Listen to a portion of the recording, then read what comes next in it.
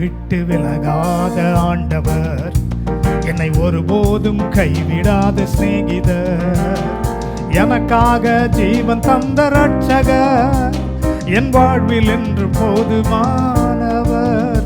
மலைகள் விலகி போனாலும், பர்வதங்கள் பெயர்ந்து போனாலும், மலைகள் விலகி போனாலும், பர்வதங்கள் பெயர்ந்து போனாலும்,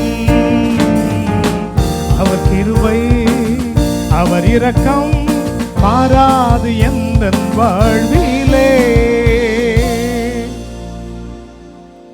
ஏசாயா 40 அதிகாரம் 29 ஐசாயா chapter 40 and verse 29.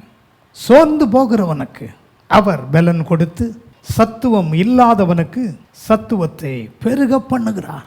என்னை கேட்டுக்கொண்டிருக்கிற அன்புக்குரியவர்களே, இன்றைக்கு ஒருவேளை நீங்கள் சோர்ந்து போயிருக்கிறீர்களா? எனக்கு பலன் இல்லையே, எனக்கு பணம் இல்லையே, சுகம் இல்லையே, எதிர்பார்த்த சமாதானம் இல்லையே, எதிர்பார்த்த உதவிகள் எனக்கு கிடைக்கவில்லையே, சோர்ந்து போய்விட்டீர்களா? ஒன்றை மட்டும் செய்யுங்கள். வாலிபர்கள் கூட இடறி விடுவார்களாம், இளைஞர் இளைப்படைந்து சோர்ந்தே போவார்களாம். கர்த்தருக்கு காத்திருக்கிறவர்களோ புது பலன் அடைவார்கள்.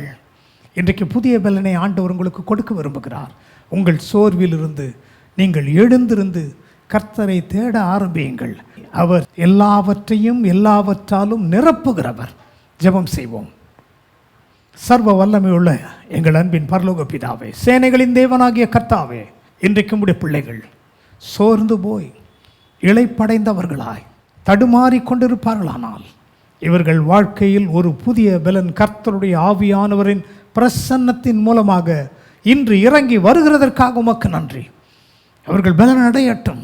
இளைஞரை போல அல்ல, வாலிபர்களைப் போல அல்ல, கர்த்தருக்கு காத்திருக்கிறதுனாலே புதிய பலன் இன்றைக்கு பிரவேசிக்கட்டும்.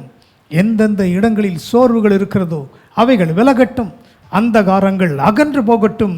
நீதியின் சூரியனின் வெளிச்சம் உடைய பிள்ளைகள் மேல் பிரகாசிக்கட்டும். இன்றைக்கு புதிய காரியத்தை செய்து உடைய பிள்ளைகளுடைய இருதயத்தை ஆச்சரியப்படுத்துவீராக.